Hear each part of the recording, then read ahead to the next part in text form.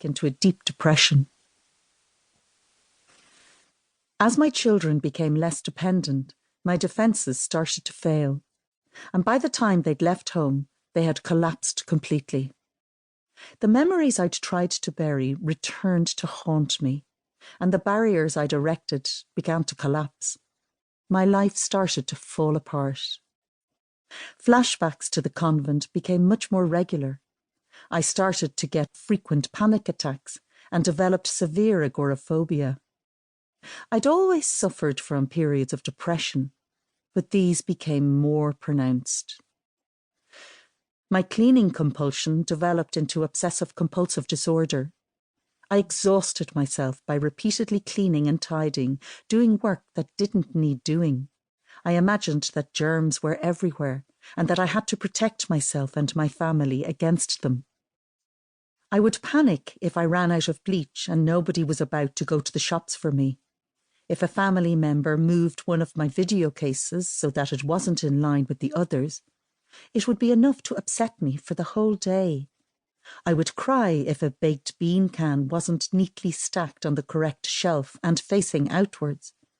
And I shopped not for food, but to restore order to my cupboards. I stopped eating properly and became anorexic. I was a mess. I became suicidal and knew that something had to change. In January 1999, 5 months after reading the article about the Scottish women's court case, I found the courage to go to a solicitor to try to seek justice. But after bottling my feelings up for so many years, I found it hard to choke out even the most basic description of what had happened to me. Instead, I just sat in his office and sobbed uncontrollably. I couldn't find the words. Finally, after several visits, I managed to explain to him what had happened to me as a child. My fight for justice had begun. Chapter 1.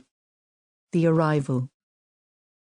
Omagh, Northern Ireland, December 1956. "Shh," said Loretta. "Can you hear something?"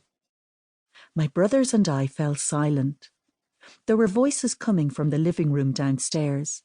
Mammy was talking to someone, a man, but Loretta didn't recognise his voice. Christmas was coming, and Loretta had been telling us about the cards and presents she was going to make at school the next day. Now she was up and out of the camp bed we shared and tiptoeing across the room to the landing at the top of the stairs, where she could hear the voices more clearly. "Sure, I'll pick yous up early in the morning, Agnes. Have the wee ones ready. It'll be a long journey for them to Belfast," the man said.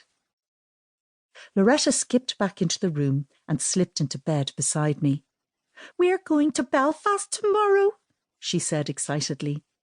None of us had ever been out of our small town of Omagh, some 70 miles from Belfast, so this was big news.